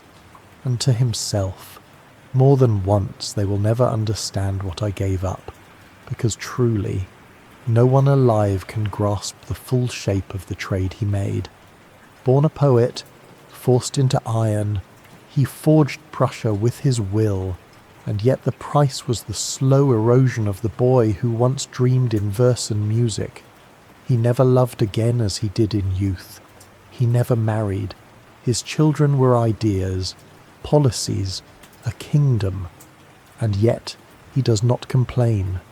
Instead, he writes tirelessly, right up to the end. In one letter, dated just a year before his death, he describes the perfection of a well-pruned tree. There is elegance in restraint, he writes. A branch allowed to sprawl will yield nothing, but a branch trained carefully, it blossoms. Many believe he's writing about horticulture. You know better. There are fewer visitors now. Dignitaries still arrive, of course, curious to glimpse the old Philosopher King in his retreat. They enter with reverence and speak in whispers. Frederick receives them with courtesy, but never indulgence. A young man from Sweden once arrives bearing books and enthusiasm. After a long conversation on governance, he asks, "Your Majesty, do you ever regret ruling alone?" Frederick pauses. Then he replies, not unkindly, "Alone is how all kings must rule, even the ones with noise around them." Then he stands and ends the visit, That night, he plays the flute again. The melody is slow, uneven, but hauntingly beautiful. You can feel the years in each breath, the cold camps of Silesia, the starlit nights beside firelight in tented fields, the long evenings in Sanssouci's salons, where laughter once echoed through golden halls. Each note is a step back through time, and in that music, something returns. You see the boy again, young Fritz, with his books and lute, sneaking glances out palace windows, dreaming of a world where he might write and think and feel freely. And then, inevitably, the voice of his father intrudes, stern, brutal, insistent. There were no other paths for that boy, only the one he carved. And so here he is, Frederick the Great, warrior, lawgiver, builder, philosopher, and still, somewhere deep inside, a boy who once wanted only to live with his friends and write poetry in peace. Historians still debate whether he was truly enlightened or merely used the cloak of enlightenment to justify his power. Some point to his reforms, his schools, his tolerance for religion. Others point to his military aggressions, his calculated cruelty during sieges. But you know it was never so simple. He was both. He was fire and ice, idealism wrapped in armour. And the paradox is what made him great, not because he resolved it, but because he carried it, as the wind picks up outside, rattling the bare branches. Frederick returns to his desk one more time. He signs a decree, folds it, and reaches for another. Work still to be done. Kingdoms do not pause for twilight. He does not see you watching. But if he did, he might say, with a wry smile, "Why sleep?" When reason must still wrestle with chaos, you awaken once more in the stillness of a summer evening, where golden light falls low across the walls of Sanssouci, the light catching every line of carved stone and curling vine etched into its silent colonnades. The garden breathes gently outside, trimmed hedges casting shadows like lace across gravel paths. In this hour, time itself seems to hesitate, not rushing forward, not quite standing still. Frederick sits near the window again, in the same straight-backed chair. Yet there's something different about him tonight. His hands rest quietly in his lap, no papers to sign, no letters to compose. The flute is nearby, but untouched. His gaze lingers far into the horizon, not quite seeing the flowers or vineyards beyond, but something else, something distant, internal. He knows he is nearing the end. His body tells him, the stiffness in his joints, the way breath comes shorter, how sleep arrives but does not stay. Even the food, once practical and sparse, now often goes untouched. Still, he does not yield. His will remains sharp as ever. Each morning he insists on rising at 4 o'clock, dressing himself, reading the reports from his ministers. When advised to rest, he scoffs. Death may find me in bed, but it will never find me idle. There is dignity in that defiance, and perhaps a touch of fear. In these final months, he spends more time walking the vineyard terraces behind the palace. You follow him one morning, slow and quiet on the gravel path. He stops beside a young gardener, kneeling beside a patch of struggling shrubs. The gardener straightens, startled, but Frederick waves him off. He crouches with effort, studying the soil. Too much water. He murmurs. The roots rot before they take hold. He does not reprimand. He does not instruct. He merely looks once more at the plant, then stands. Back in his chambers, he writes nothing that day. Instead, he sits in silence, gazing at the bust of Marcus Aurelius on the mantel. Stoic eyes meet stoic eyes. He says nothing, but you feel something pass between them, a communion of emperors who bore the weight of reason in a world that often prized power alone. That evening, he takes up the flute. The melody is almost unfinished, not because he falters, but because it drifts, wanders. Phrases begin and then dissolve into silence. You wonder if it's a composition or simply memory, perhaps both. Historians still question whether Frederick truly believed in the ideals he claimed to represent, whether his reforms were earnest or simply expedient, whether he acted from Enlightenment principle or royal preservation. But in these quiet hours, watching him here, you see a man who tried, not always successfully, not always kindly, but relentlessly, to reconcile beauty and duty. He once wrote that kings were but the first servants of the state. Many laughed at the phrase, but he lived it. He worked longer hours than any courtier.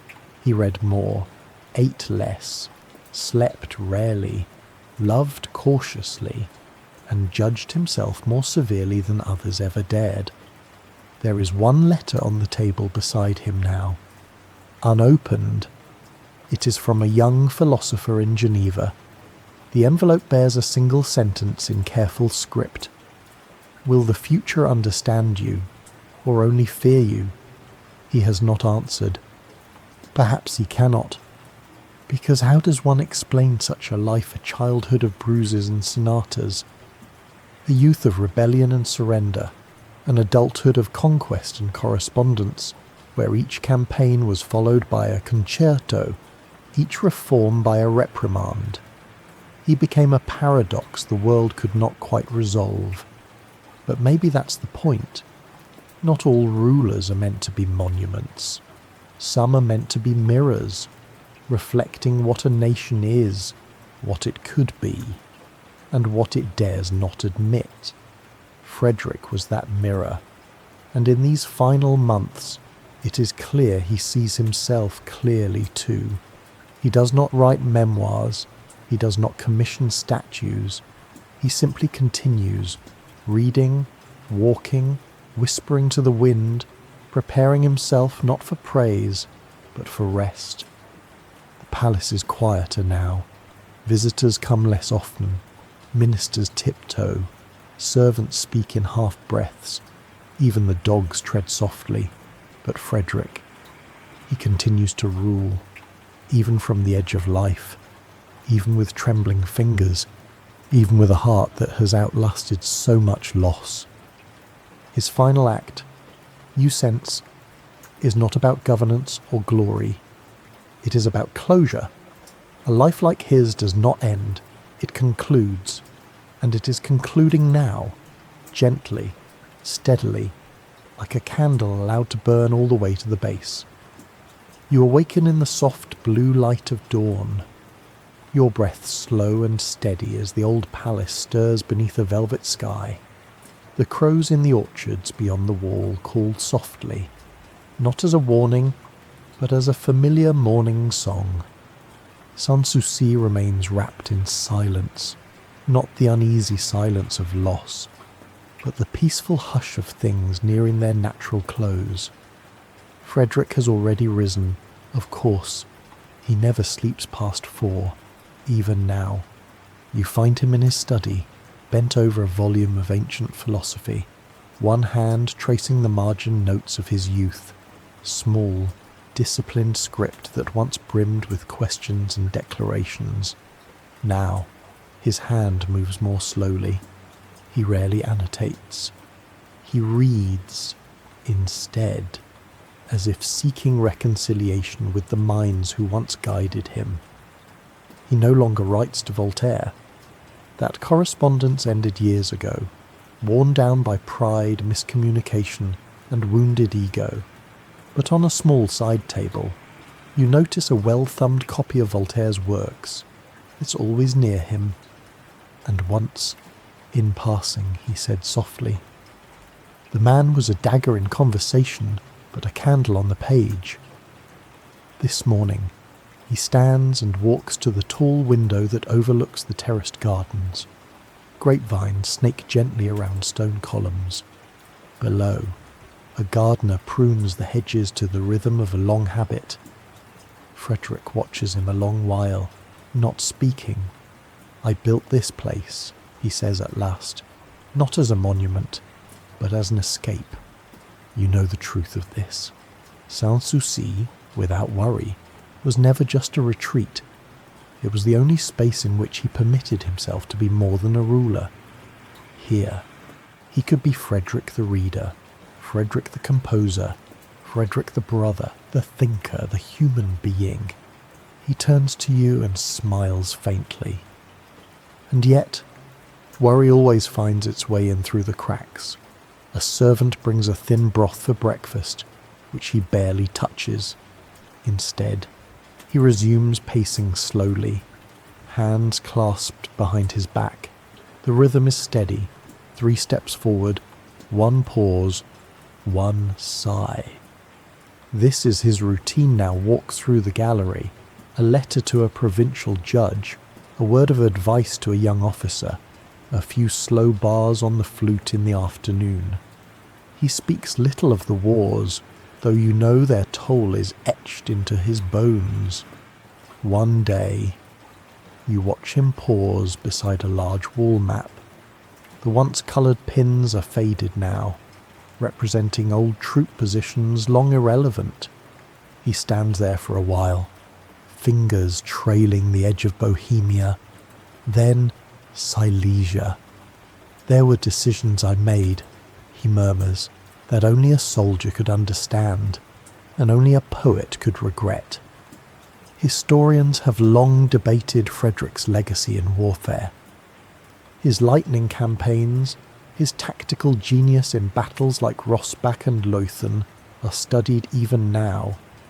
But others question his aggressions, whether his seizure of Silesia sparked unnecessary bloodshed, whether the 7 Years' War left Europe more fragile than unified.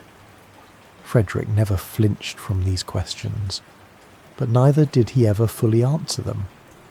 Instead, he refined Prussia, its bureaucracy, its military code, its education systems, as though through order he could redeem the chaos he once unleashed. You see this clearly in the afternoons, when he sits with stacks of petitions from peasants and officials alike. Some ask for grain after drought. Others plead for fairness in a local dispute. No matter how small the matter, he reads them all. Justice, he says one evening, must be local to be real. Empires are ideas, but a fair harvest that feeds a nation. His philosophy now seems less concerned with greatness than with service. He speaks often of duty, rarely of victory, and never of glory. In his last winter he begins to sort through his possessions, quietly, without fanfare. Books are donated to libraries, letters are sealed and stored, his flutes are cleaned, one by one, and placed in a chest with a lock only he has the key for. To one attendant, he says with a faint smile, "I shall not be leaving behind an heir, but I will leave behind order. That must be enough." Indeed, he has no children, never married in affection, never allowed himself emotional vulnerability again after Katte's execution. Long ago, his dogs, his beloved greyhounds, have been his true companions. As age wears on him, their presence becomes ever more important. You often find him seated on a garden bench, a dog at his feet, staring into the middle distance, not sad, not elated, just still. And yet, there are moments of lightness. One early spring day, a young officer brings him a new sonata composed in his honour. Frederick listens with closed eyes, the melody dancing gently through the halls of Sanssouci. When it ends, he applauds quietly and says, "Music speaks kindly, politics rarely does." That night, He takes out one of his own compositions, a slow, meandering piece written decades earlier, and plays it softly to himself. The notes do not rise to impress. They do not seek an audience. They drift like a lullaby, content just to be heard by the walls. The final bars tremble slightly, but he finishes. You sit in silence beside him after, and for the first time in many years, he says nothing at all. You do not need him to. You already understand. You awaken to the muted thump of boot heels echoing in a narrow corridor. The walls are lined with shelves of neatly arranged papers, and the scent of old parchment lingers in the air like the memory of whispered debates. This is not the palace, but a quiet administrative wing near the Berlin residence. Here, Frederick does what he always preferred over fanfare. He works. Even as an aging king, his habits remain Spartan. The mornings are reserved for correspondence, detailed letters to provincial officials, instructions for tax rebalancing, encouragement for agricultural reforms. You sit nearby as he writes, the nib of his quill scratching deliberately on heavy paper. The ink is dark, the thoughts even darker, not gloomy, but grave with the responsibility of governance. You notice how precise he is. Every sentence carries weight, not because he seeks eloquence, but because he fears waste, of time, of words, of rule. One such letter is addressed to a newly appointed judge in West Prussia, a man hesitant about enforcing a legal reform that Frederick had championed. In justice, Frederick writes, there is no compromise. A small cruelty overlooked today becomes a larger tyranny tomorrow. That was Frederick's philosophy. A state should be efficient, but never at the expense of principle. And yet scholars have long debated whether his reforms were truly enlightened, or simply autocratic efficiency dressed in Enlightenment garb. After all, while he promoted meritocracy, he brooked no dissent. He tolerated no open press. He ruled absolutely, though with reason. Still, you see the consistency in his actions. He encourages religious tolerance not out of sentiment, but logic. All religions are equally ridiculous, he once quipped, and a good citizen may wear any coat provided he pays his taxes. It sounds flippant, but underneath is a radical notion belief is private. The state should neither dictate it nor suffer from it. In a Europe still burning with sectarian conflicts, that view was almost heretical. In the afternoons, he reads from his library thousands of volumes, most in French. He still considers German an inelegant tongue, though he's proud of its poets. You see him pause often with Montesquieu, Locke, even Machiavelli, the thinkers whose ideas shaped the world he tried to rule. Sometimes he scoffs at their naivete. Sometimes he nods, but always he engages. He once described himself as a philosopher on horseback, and perhaps that's true. He rode not only across battlefields, but also through ideas, sceptical, curious, demanding, and like most philosophers, he questioned even himself.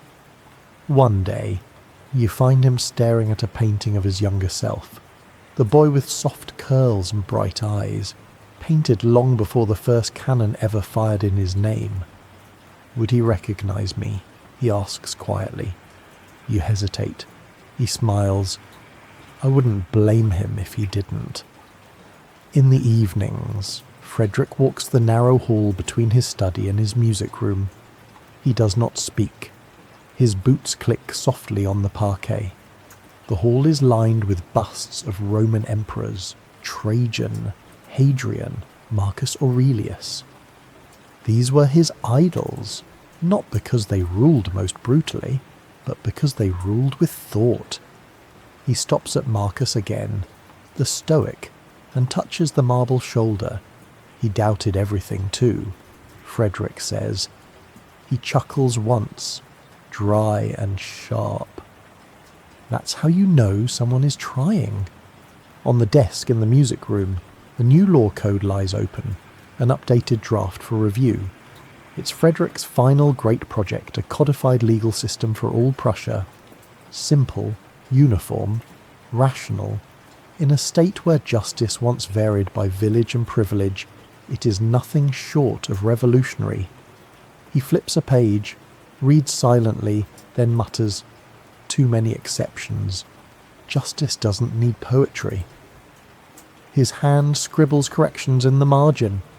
This, too, is music, and like all of Frederick's compositions, it aims for order.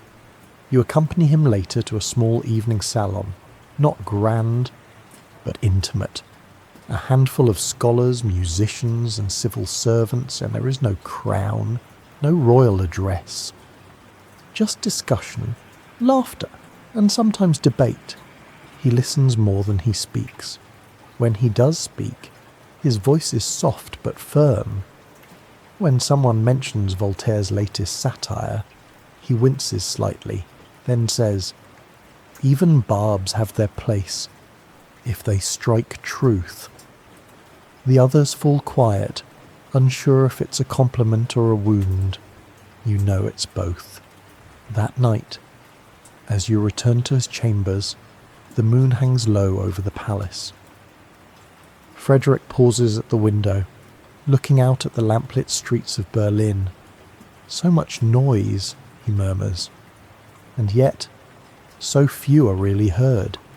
He says nothing more, but his silence is the sound of a man who has ruled too long to expect applause, and lived too deeply to need it. You awaken in the hush of a summer morning, the shutters of Sanssouci casting long lines of gold across the parquet floor.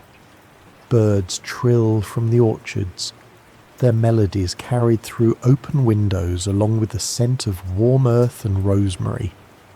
Frederick is already awake, not in the garden this time, but seated at his desk, reading the morning report from the War and Domains chamber. His face, now more lines than flesh, remains intent. The eyes, still sharp. He reads every word, every figure, even now, decades into his reign. No detail is beneath him. A shipment of grain delayed in East Prussia, a dispute over drainage canals near Kustrin, a soldier promoted prematurely. These are not distractions. To Frederick, they are the work, the state, he had once said, and still believes the king is the first servant of the state, and if the servants rest, he does not. This morning, as he reads, he calls for a map, not of Europe, but of rural Brandenburg. He traces a finger along the river Oder, frowns at a shaded area marked unproductive, then turns to you. That land should not lie fallow. Build canals, give incentives. People must be rooted if they are to resist the wind. It's an insight not just into agriculture, but into politics, into Frederick's mind. He didn't rule by charisma or by divine right, but by tireless attention. He ruled as a gardener tends a struggling tree, pruning, feeding, structuring, never resting. By now, many of his contemporaries across Europe have died, retired, or grown feeble, but Frederick persists, not because he seeks power, but because he cannot imagine himself without this role, without the weight of statecraft in his hand, without duty, and yet, even now, contradictions linger.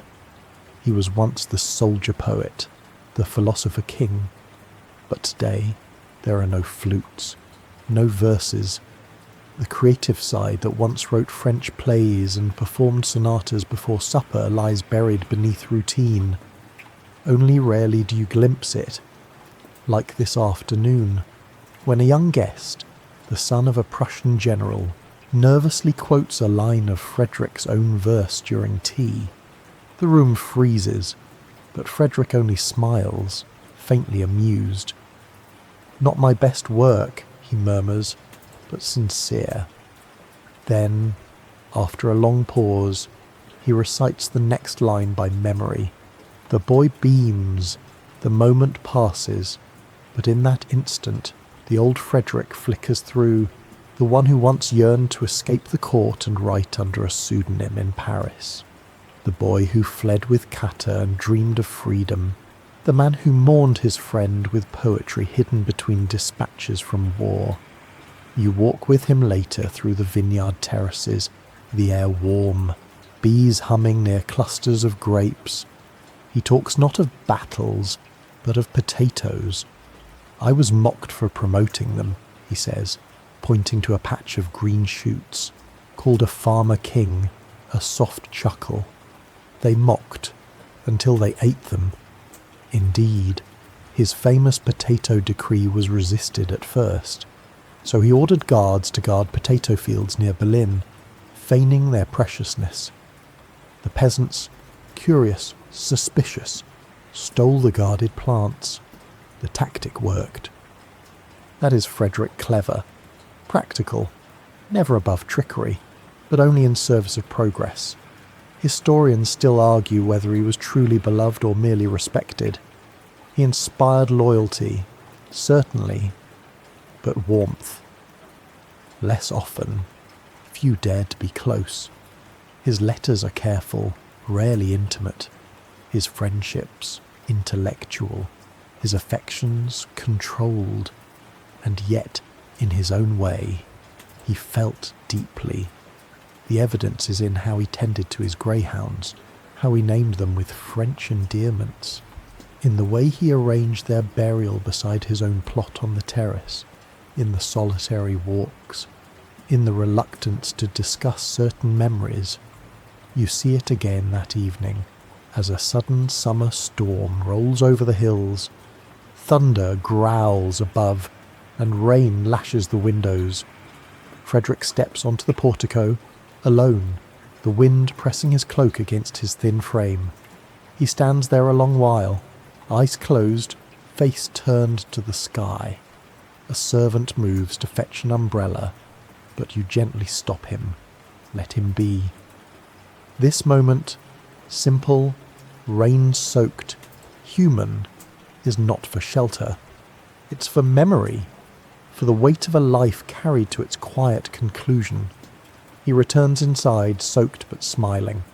Nature, he says, has no use for ceremony, and with that he retires to his study, where the oil lamp burns low and the parchment awaits. Even in the storm, the king writes, always writes. You awaken just before dawn, a chill drifting in through the open shutters of Sanssouci. The sky is still the pale violet of morning's edge, and birds have only begun their tentative songs. Frederick is already awake, not surprisingly, seated by the fire, a small wool blanket draped across his knees, his silhouette flickering gently in the amber glow. He does not write this morning. The papers remain untouched. Instead, his gaze is turned toward the hearth, where coals whisper and sigh. His cane leans against the arm of his chair, his dogs curled quietly at his feet. He looks older today. Not in a sudden way, but in a way that feels earned, settled. You sit with him for a long while in silence. It feels right. The kind of silence between people who no longer need to speak. Eventually, his voice arrives, dry but clear. Voltaire wrote to me once that a philosopher who becomes king may find that reason is more difficult to rule than men. I disagreed then. He leans back. I'm not so sure now. You say nothing. Because what can one say to that his relationship with Voltaire had been as brilliant as it was stormy? The greatest mind of the Enlightenment once lived at Frederick's court, dined at his table, argued in his salon, and then, as often happens with great minds and powerful personalities, They quarrelled spectacularly, and yet Frederick kept his letters, reread them often, sometimes quoted them, even when he disagreed. He respected those who challenged him, so long as they challenged him intelligently. You ask if he regrets inviting Voltaire. A soft smile. No, regret is for those who believe the past can be corrected. I prefer to understand it. He closes his eyes briefly, then adds, he made me better, even when he made me furious. That was Frederick, a man of contradictions, but never of denial. He accepted who he was: ruler, skeptic, soldier, thinker. He didn't chase harmony, he managed tension, like a violinist playing a piece that bends the strings almost to breaking, but never quite. Later, you accompany him on a slow walk through the terraced slope behind the palace. His steps are measured now, the cane tapping softly against the gravel. He pauses beside each dog's gravestone, running his fingers gently across their carved names: Biche, Superbe, Alcmen. Each one had slept at the foot of his bed. Each one he mourned, and it is here, at the highest point, overlooking the rows of grapevines and the sweep of the countryside, that he gestures toward a simple stone embedded in the earth. This, he says, is where I wish to lie. You know what he means? Not in the Berlin Cathedral with the other Hohenzollerns, not entombed in pomp and marble. Here, with his dogs, on the land he tended with his own vision. Historians still debate whether his wish was ever honoured. He was buried in the cathedral by those who thought it more dignified, more fitting. It was not until centuries later that his remains were moved to this very spot, per his request, a final victory for the Frederick who had always known what he wanted, even when others did not understand. The sun breaks over the hills, gilding the landscape in molten light. Frederick watches in silence. Then, almost as if to himself, he murmurs, I did not make the world better, but I made it less foolish. A pause. That is enough. You walk with him back to the palace, the long shadow of a life stretching behind you. And though his steps are slower now, each one still falls with the certainty of someone who has carried a nation not for glory, but for responsibility.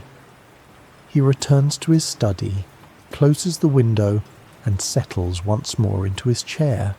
The pen awaits. He picks it up and begins again.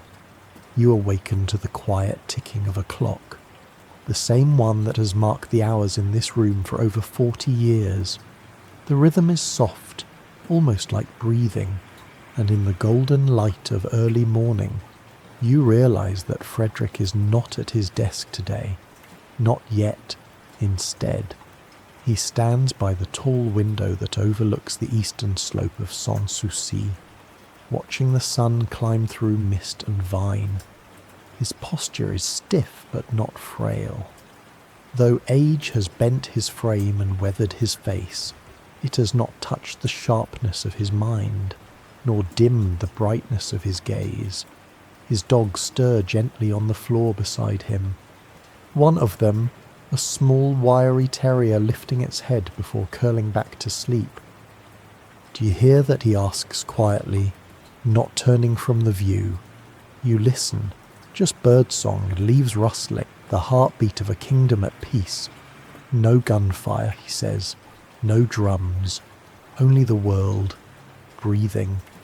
It's true, the wars have ended, the reforms are long in place, the fields are cultivated, the grain tall, roads run straight through once barren lands, and canals glisten where swamps once choked the soil. Prussia, once fragmented and provincial, now hums with order, and yet Frederick does not seem triumphant. Instead, he seems reflective, sober.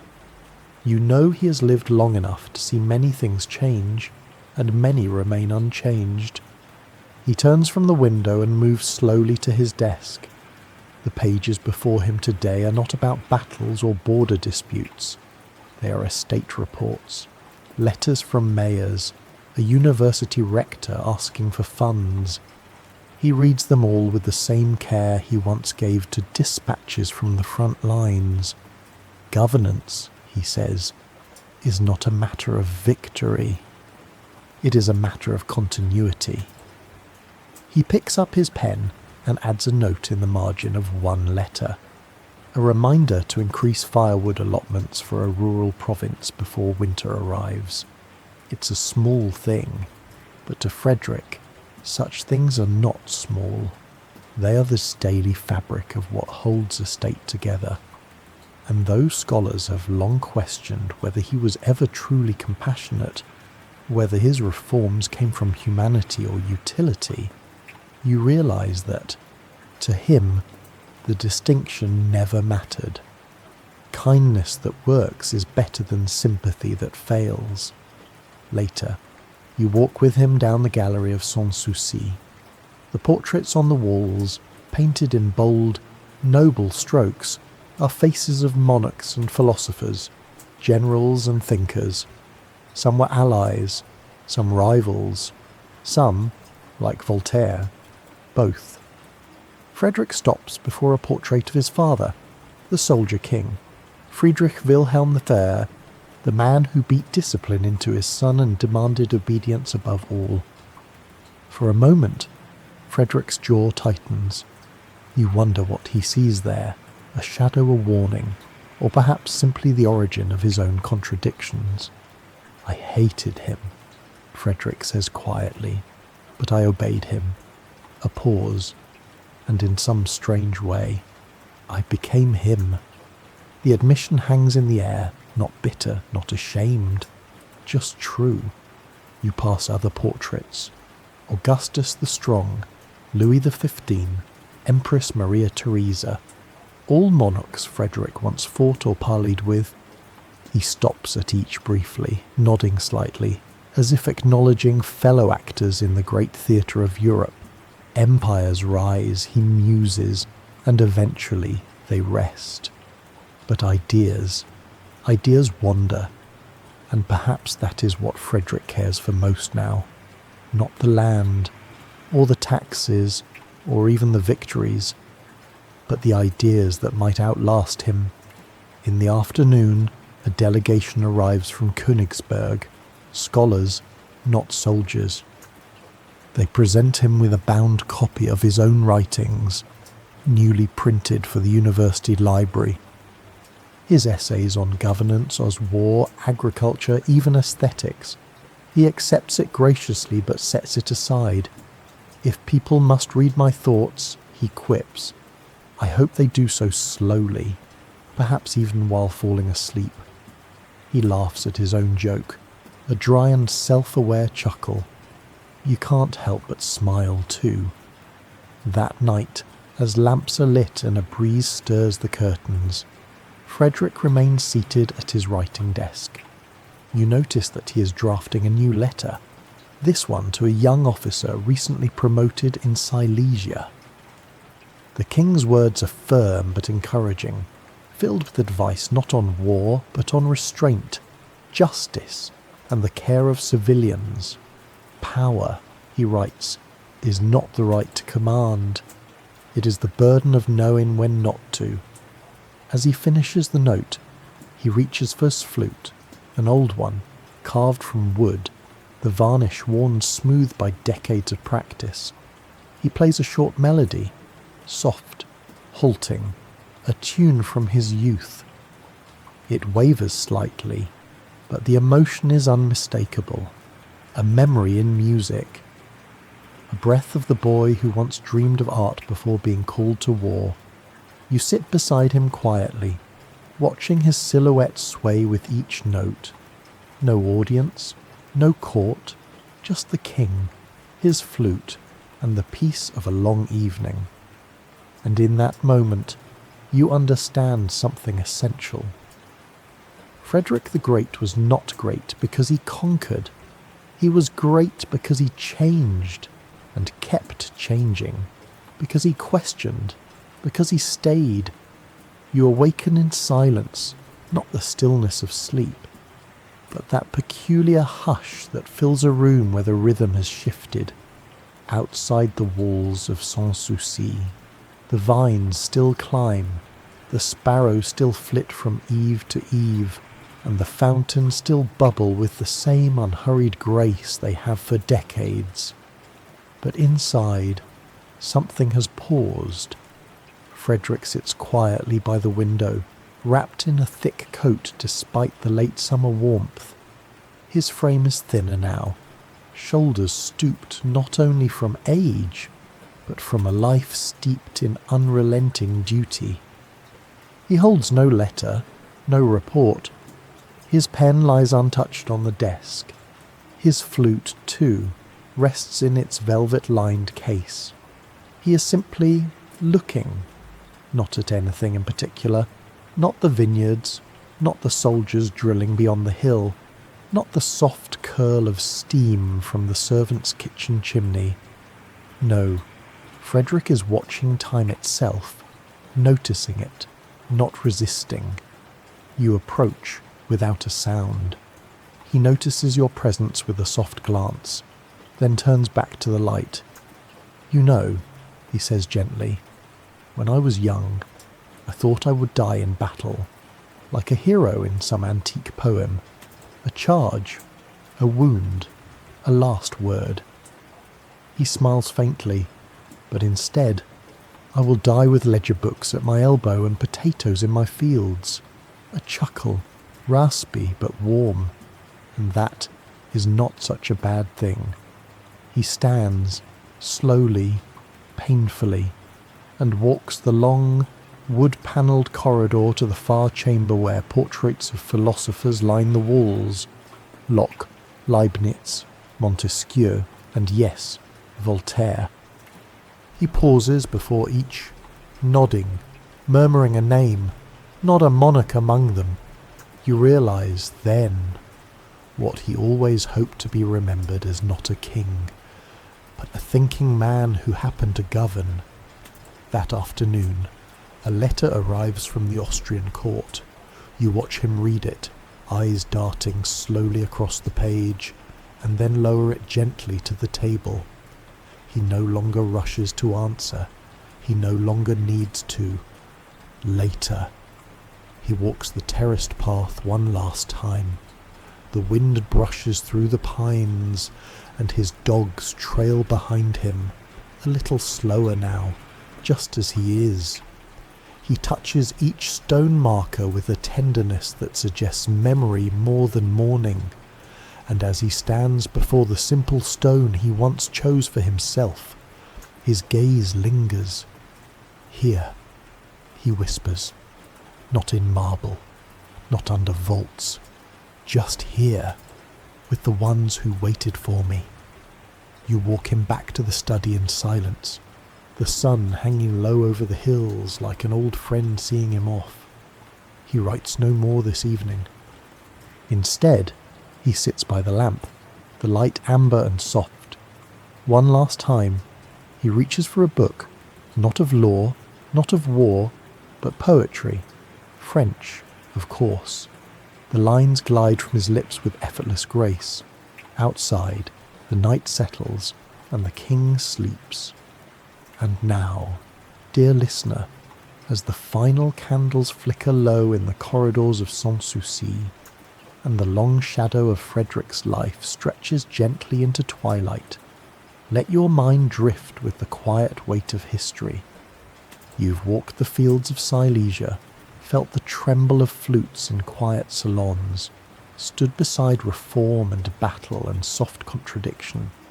You've heard the rustle of his uniform, the scratch of his pen, the laughter tucked inside irony, and now you feel the stillness, not absence, but peace. Frederick the Great was many things, philosopher, soldier, bureaucrat, builder, melancholic, reformer, and, always, an enigma. He left behind a kingdom, yes, one more organised, more prosperous, more defined than the one he inherited, but perhaps more than that, he left behind an example of thoughtfulness, of struggle, of the possibility that power and intellect might coexist, even uneasily.